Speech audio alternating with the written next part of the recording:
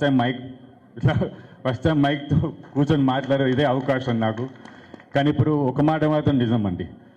10 ఏళ్ల కింద మనం తెలంగాణ తెచ్చుకుంది ఎందుకు బంగారు తెలంగాణ చేద్దామనే ఉద్దేశంతో ఆ రోజు కేసీఆర్ గారు ప్రయత్నం చేశారు. 10 సంవత్సరాలు బంగారు తెలంగాణ విధంగా చేసి దిద్దు చూపించారు.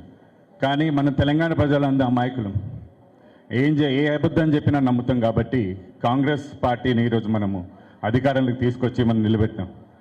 కానీ ఒక మాట మాత్రం నిజమండి, 10 సంవత్సరాలు ఏదైతే టీఆర్ఎస్ ప్రభుత్వం ఉన్నదో, కేసీఆర్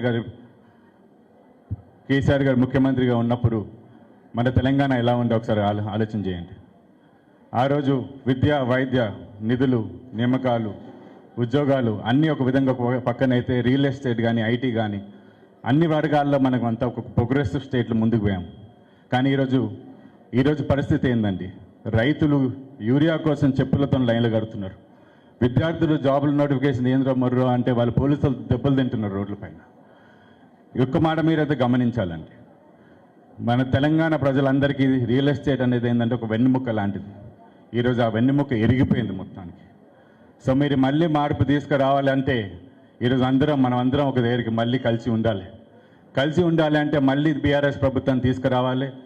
చేవెళ్ళ నియోజకవర్గం ప్రజలందరికీ ఎప్పుడైనా సరే మేము వెళ్ళిన ఇంద్రారెడ్డి గారి కుటుంబం కానీ, సబితానంద రెడ్డి గారు కానీ మేము ఎప్పుడైనా మీ మక్కలో ఉంటాం. అదే రూపంగా మా అన్న కార్తిక్ అన్న కూడా మీ మధ్యలోనే ఉన్నారు.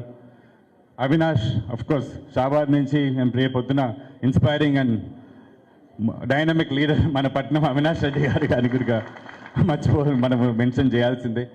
కానీ ఒక మాట మాత్రం చెప్తానండి, మనం అంటే గుర్తుకొచ్చింది మా ఒక హీరో సాయి కుమార్ గారు ఒక డైలాగ్, మీరు ఓకే అంటే డైలాగ్ ఒకటి ఉంది.